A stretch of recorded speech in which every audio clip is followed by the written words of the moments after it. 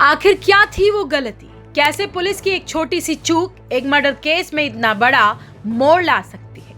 क्या ये कानून की मजबूरी है या जांच की बड़ी लापरवाही? आखिर सोनम रघुवंशी को जमानत कैसे मिल गई जब उन्हें अदालत ने बेगुनाह भी नहीं माना? क्या एक मर्डर केस की मुख्य आरोपी को सिर्फ कागजी गलती के कारण जमानत मिल सकती है? क्या कानून में ऐसी कोई चूक है जो आरोपी को जेल से बाहर आने का रास्ता देती है? क्या एक फैसला कानून की क्या ये फैसला कानून की मजबूरी है या जांच की बड़ी लापरवाही? और सबसे बड़ा सवाल, क्या जमानत के बाद इंसाफ की राह और मुश्किल हो जाएगी? दोस्तों, मेघालय हनीमून मर्डर का वो मामला जिसने पिछले साल पूरे देश को झकझोर कर रख दिया था। एक नई दुल्हन सोनम रघुवंशी, जिन पर आरोप है कि उन्होंने अपने ही पति राजा रघुवंशी की हत्या हनीमून के दौरान करवाई। करीब 10 महीने जेल में बिताए, 3 बार उनकी जमानत याचिका खारिज हुई और अब चौथी बार शिलांग की एक अदालत ने उन्हें जमानत दे दिया। लेकिन इस जमानत की वजह आपको चौंका देगी, क्योंकि अदालत ने यह नहीं कहा कि सोनम निर्दोष है, यह भी नहीं कहा कि सबूत कमजोर हैं। अदालत ने सिर्फ इतना कहा कि पुलिस से एक कागजी गलती हुई है और उसी एक गलती के कारण मुख्य आरोपी जेल से बाहर आ रही है। आखिर वो कौन सी चूक थी जो इतनी भारी पड़ गई? क्या है पूरा मामला, इसे समझते हैं इस पूरे वीडियो में। इंदौर के रहने वाले राजा रघुवंशी की उम्र 29 साल, पेशे से ट्रांसपोर्ट बिजनेसमैन। 11 मई 2025 को उनकी शादी सोनम रघुवंशी से उनकी उम्र 24 साल थी। शादी के ठीक 9 दिन बाद ये नवविवाहित जोड़ा हनीमून के लिए मेघालय रवाना हुआ। 22 मई को दोनों चेरापूंजी के पास से एक गांव पहुंचे, जहां उन्होंने होम स्टे किया। अगले सुबह 23 मई को उन्होंने होम स्टे छोड़ दिया और उसी दोपहर तकरीबन 2 बजे के आसपास सोनम ने अपनी मां को आखिरी बार कॉल किया, जिसके बाद दोनों के फोन बंद हो गए और शाम तक उनकी एक्टिवा एक ढाबे के पास लावारिस हालत में मिली, लेकिन दोनों गायब थे।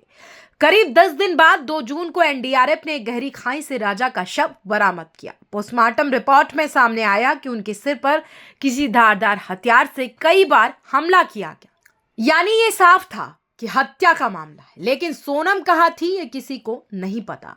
मेघालय से हजारों किलोमीटर दूर उत्तर प्रदेश के गाजीपुर में एक ढाबे के पास 8 जून को वो मिली। अगले दिन 9 जून को मेघालय पुलिस ने उसे गिरफ्तार कर लिया। अब सवाल ये उठता है कि पुलिस का आरोप क्या था? पुलिस के मुताबिक ये पूरी हत्या की प्लानिंग पहले से सोची समझी गई थी। सोनम का कथित तौर पर राज कुशवाहा नाम के 21 वर्षीय युवक से अफेयर चल रहा था, जो उनके ही परिवार के लेमिनेशन शीट के कारोबार में काम करता था। आरोप यह है कि सोनम और राज ने मिलकर यह योजना तैयार की और राज ने 3 सुपारी किलर्स को हायर किया, जिनके नाम थे आकाश सिंह राजपूत, विशाल सिंह चौहान, आनंद कुर्मी। हालांकि ये सभी बातें अभी अदालत में साबित होना बाकी है। फिलहाल ये केवल आरोप है। सितंबर 2025 में पुलिस ने 790 पन्नों की चार्जशीट को दाखिल किया, जिसमें कुल 8 लोगों को आरोपी बताया गया और तब से लेकर अब तक यानी पिछले 10 महीने में सोनम शिलांग की डिस्ट्रिक्ट जेल में बंद थी। 3 बार उनकी जमानत याचिका खारिज हुई, लेकिन चौथी बार उन्हें कोर्ट से जमानत मिल गई। अब आते हैं सबसे अहम सवाल पर, आखिर सोनम को जमानत मिली कैसे? इसे समझने के लिए आपको भारतीय संविधान का एक छोटा सा प्रावधान समझना होगा। आर्टिकल 22 ये कहता है कि यदि पुलिस किसी व्यक्ति को गिरफ्तार करती है तो उसे फौरन ये बताना होगा कि उसे किस वजह से गिरफ्तार किया गया, यानी कौन सा अपराध, कौन सी धारा और क्या आरोप लगे। ये एक मौलिक अधिकार है। अब देखिए मेघालय पुलिस ने क्या किया।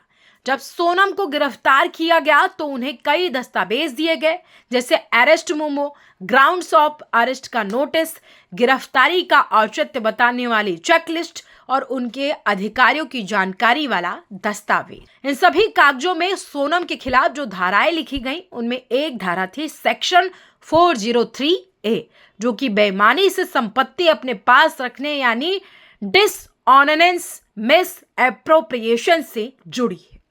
एक अपेक्षाकृत छोटा अपराध, लेकिन असल आरोप था सेक्शन 103A, यानी हत्या के लिए सजा। पुलिस ने गलती से 103 के जगह 403 लिख दिया, सिर्फ एक नंबर का अंतर, लेकिन उसी एक नंबर ने पूरे मामले को पलटकर रख दिया। पुलिस ने कागजों में कहीं भी यह दर्ज नहीं किया कि सोनम को हत्या के आरोप में दर्ज किया गया। हर जगह 403 ही लिखा गया, 103 कहीं नहीं। और सिर्फ यही नहीं, ग्राउंड्स ऑफ अरेस्ट वाले फॉर्म में जो चेक बॉक्स होते हैं जहां आरोपों को चिन्हित किया जाता है, वहां भी सभी खाली थे, एक भी टिक नहीं था। कहा यह सिर्फ एक क्लेरिकल एरर है, यानी टाइपिंग की एक छोटी सी गलती। इसे इतना बड़ा मुद्दा नहीं बनाना चाहिए, लेकिन अदालत ने इस पर तर्क दिया और इस तर्क को नहीं माना। अदालत ने कहा कि यह सिर्फ टाइपिंग मिस्टेक होती है तो किसी एक दस्तावेज में होती है, लेकिन ये हर दस्तावेज में वही गलती दोहराई गई, जिससे साफ होता है कि ये मामूली चूक नहीं है। इसके साथ ही अदालत ने सुप्रीम कोर्ट के एक अहम फैसले का हवाला दिया, बिहान कुमार बनाम हरियाणा सरकार 2025 का मामला। इस केस में सुप्रीम कोर्ट ने स्पष्ट किया